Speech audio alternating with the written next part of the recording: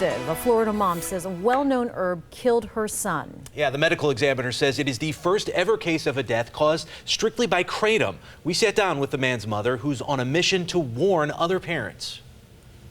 What's the hardest thing that you miss about him? Everything. On his birthday, I said he was the love of my life. I would have done anything for him.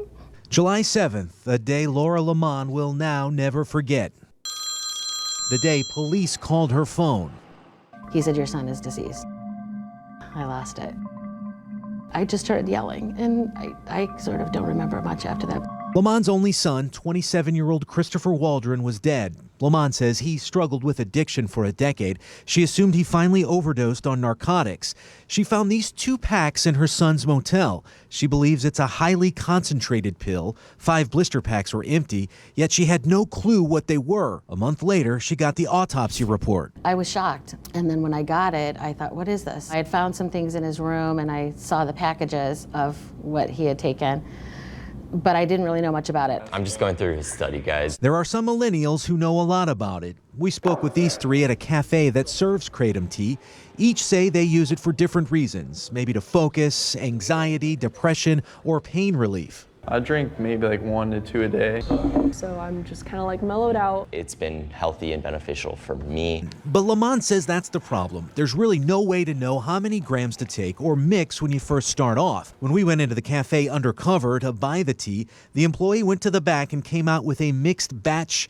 She told us to drink it slowly over the course of an hour or we'd get sick. If it were properly labeled, that he would have had a chance. There was no label on it at all. It didn't have a dosage amount. It didn't have a warning label. It didn't say that don't mix it with this or that, or if you have, this condition or whatever. A bottle of Tylenol has that on there. A toxicologist for Hillsborough County told us there's not enough research to go back and figure out how many grams Waldron ingested to get his blood level to a lethal amount.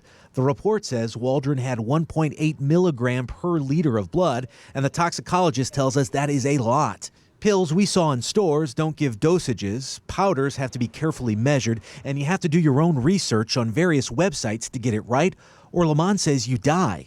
He didn't want to die, and so I think he wouldn't have taken it had he known that he could die from it. From 2014 to 2016, the Drug Enforcement Administration identified 15 deaths connected to Kratom. The American Kratom Association defends the botanical, saying a person could not ingest enough Kratom in any reasonable time frame that could lead to a death. So yeah, it's devastating. Well, Lamont says before anyone can make that statement, the drug needs to be researched even more. The FDA is now running tests, and a DEA says if their findings show the herbal supplement has no medicinal value, they will ban it.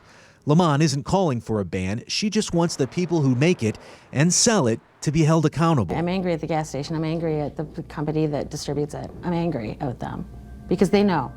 They know. There's stuff out there. I don't want anybody else to die from it.